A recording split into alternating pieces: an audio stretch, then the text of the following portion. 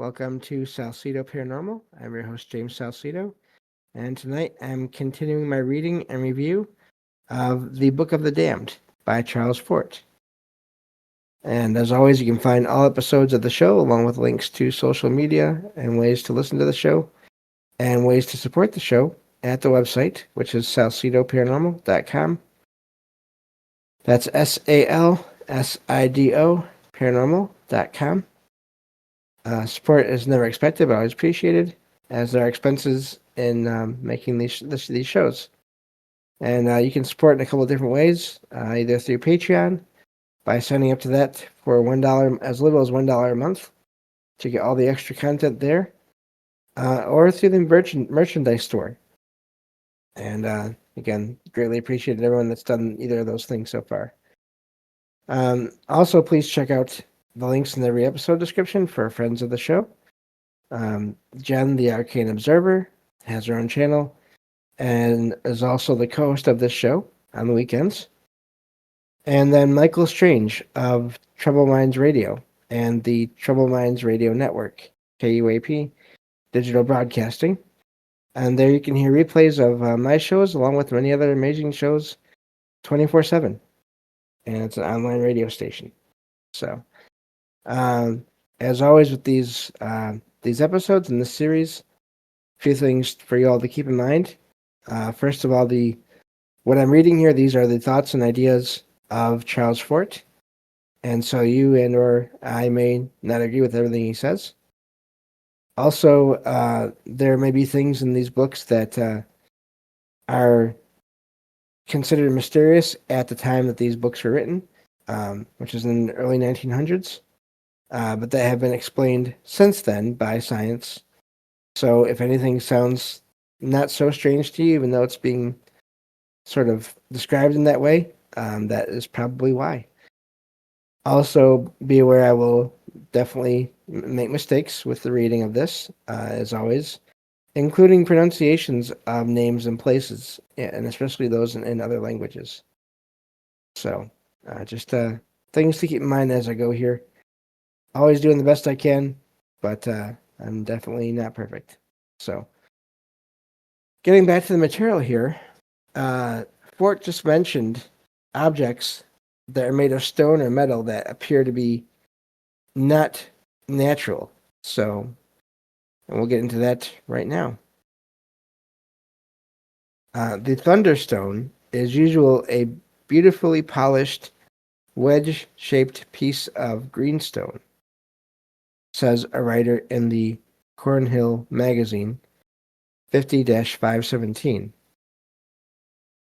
It isn't.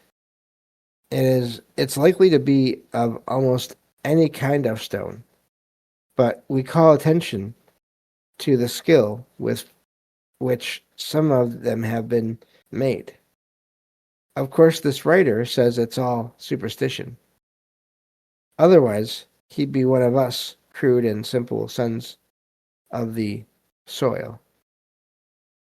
Conventional damnation is that stone implements already on the ground in the first place, are found near where lightning was seen to strike, that are supposed by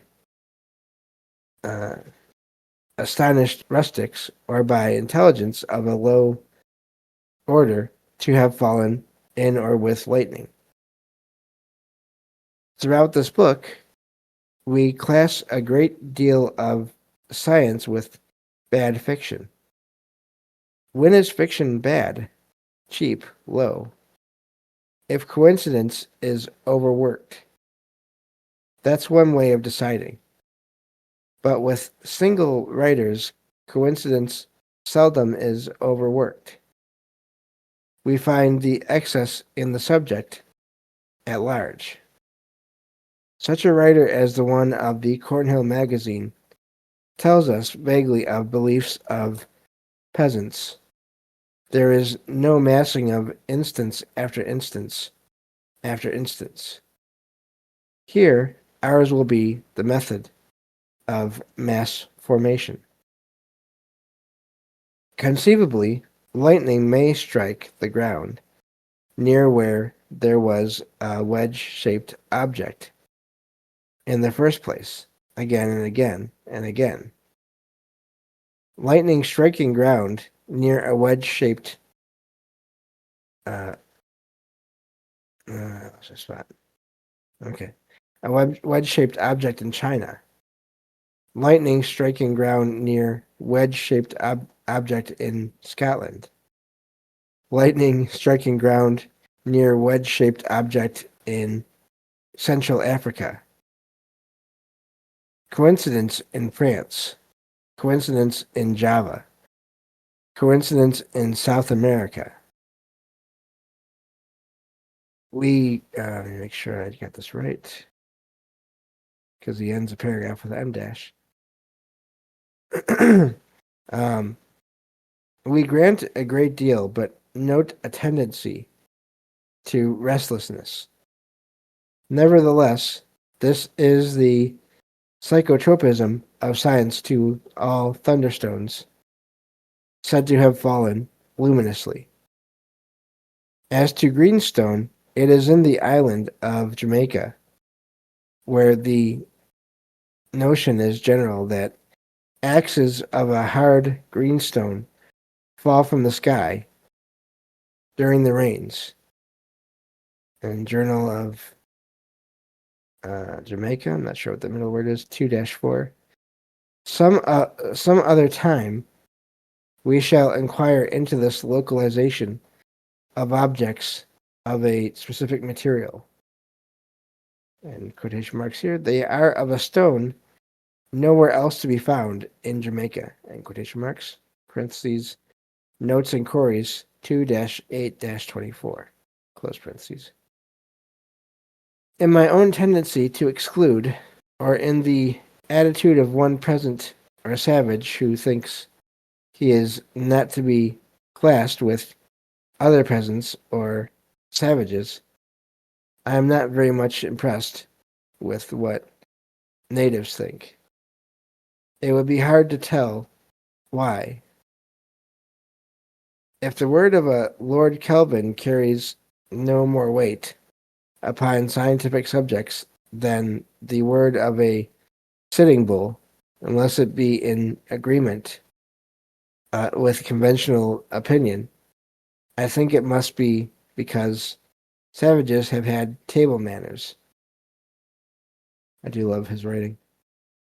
However, my snobbishness in this respect loosens up somewhat before very widespread belief by savages and peasants. And the notion of thunderstones is as wide as geography itself. The natives of Burma, China, Japan, according to Blinkenberg, thunder weapons, in parentheses here, page 100, close parentheses. Not, of course, that Blinkenberg accepts one word of it, think that carved stone objects have fallen from the sky because they think they have seen such objects fall from the sky.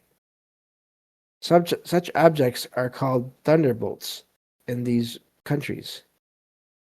They are called thunderstones in Moravia, Holland, Belgium, France, Cambodia, Sumatra, and Siberia. They're called storm stones in Lausitz, sky arrows in Slavonia, thunder axes in England and Scotland, lightning stones in Spain and Portugal, sky axes in Greece, lightning flashes in Brazil, thunder teeth in Amboina. I'm not sure what that is. But just look at all these variations on the same kind of thing. That's amazing to me. The belief is as widespread as is belief in ghosts and witches, which only the superstitious deny today. As to beliefs by North American Indians, Tyler gives a list of references, in parentheses here, I don't hear this, but primitive culture, 2-237, close parentheses. As to South American Indians, quotation marks here, certain stone hatchets are said to have fallen from the heavens, in quotation marks. Journal of American Folklore, 17-203.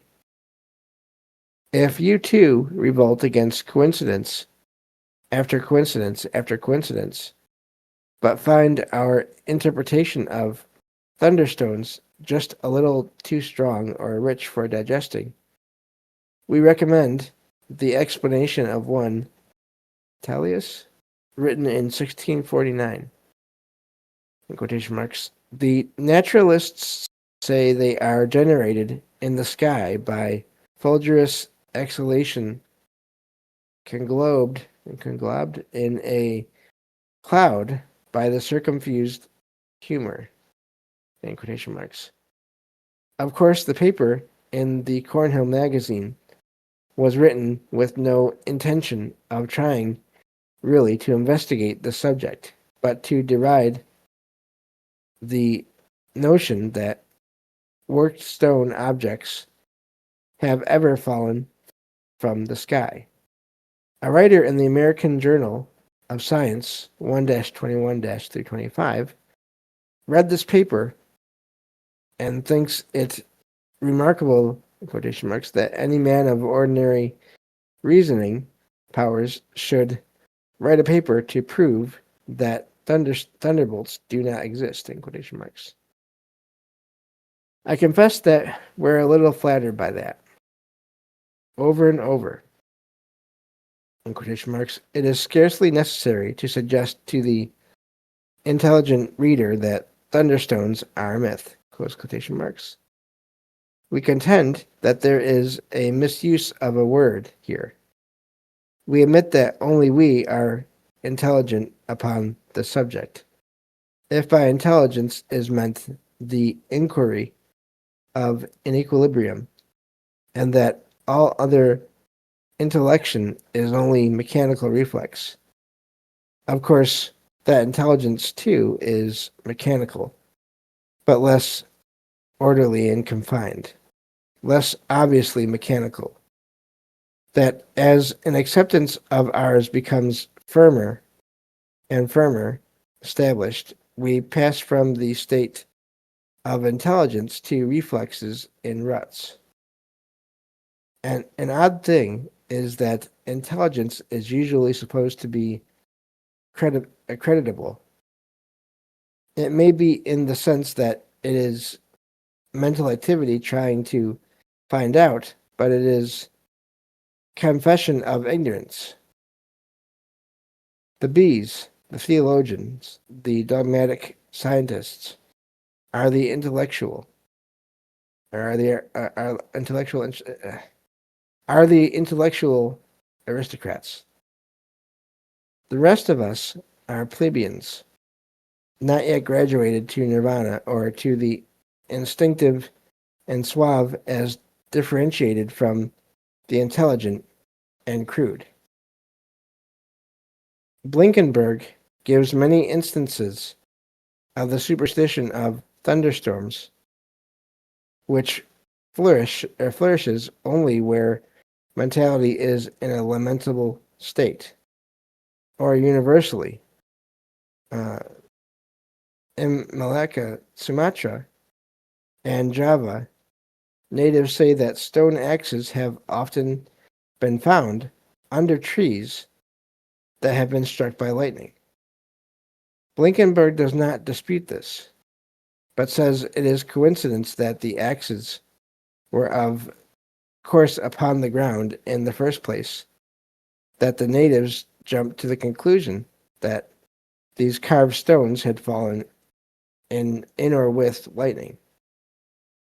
In Central Africa, it is said that often have wedge-shaped, highly polished objects of stone, described as axes, been found sticking in trees that have been struck by lightning, or by what seemed to be lightning. The natives, rather like the unscientific persons of Memphis, Tennessee, again, this is Fort's words, not mine, when they saw snakes after a storm, I'm saying that about all this here, but anyway, jumped to the conclusion that the axes had not always been sticking in the trees.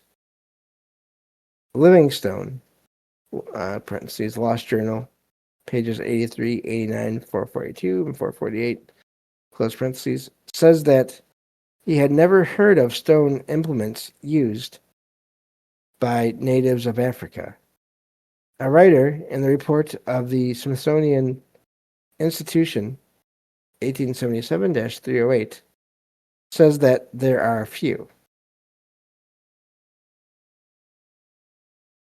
That they are said by the natives to have fallen in thunderstorms. As to luminosity, it is my lamentable acceptance that bodies falling through this earth's atmosphere, if not warmed even, often fall with a brilliant light, looking like flashes of lightning. This matter seems important. We'll take it up later with data. And pressure, I was looking at later, and anyway, words are hard. In Prussia, 2 stone axes were found in the trunks of trees, one under the bark. In parentheses, Blinkenberg, Thunder Weapons, page 100, close parentheses. The finders jumped to the conclusion that the axes had fallen there. Another stone axe, or a wedge-shaped object of worked stone, said to have been found in a tree that had been struck by something that looked like lightning. Thunder Weapons, again, page 71. The finder jumped to the conclusion. Story told by Blinkenberg of a woman who lived near, Karlsb, Jörgen, Sweden.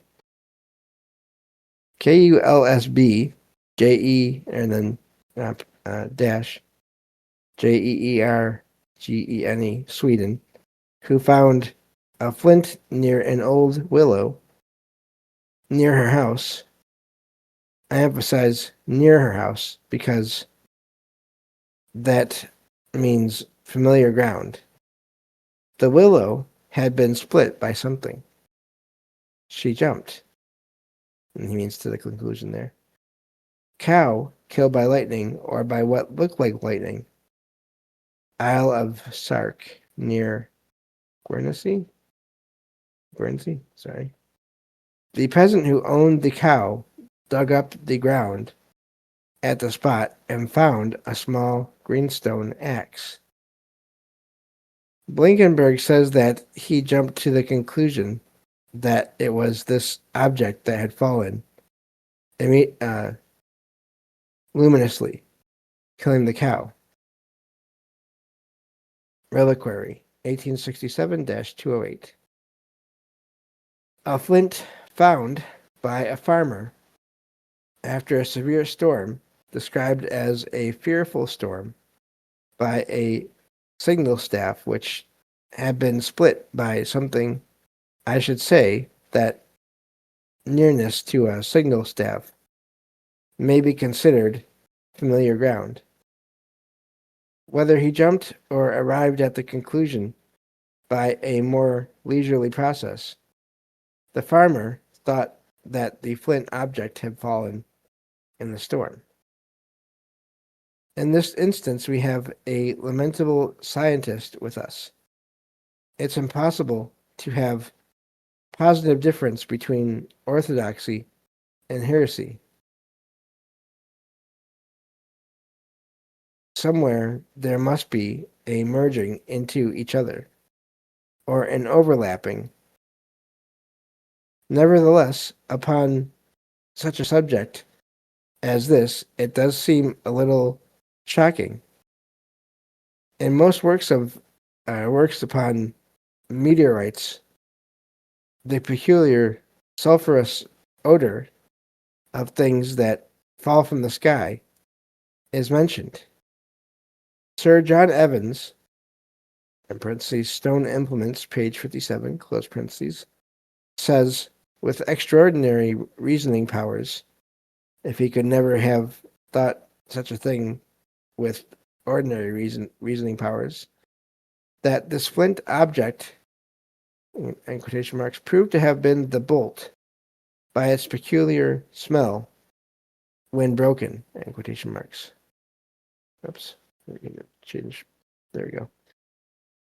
If it did so prove to be, that settles the whole subject. If we prove that only one object of worked stone has fallen from the sky, all piling up of further reports is unnecessary. However, we have already taken the stand that nothing settles anything, that the disputes of ancient Greece are no nearer solution now than they were several thousand years ago.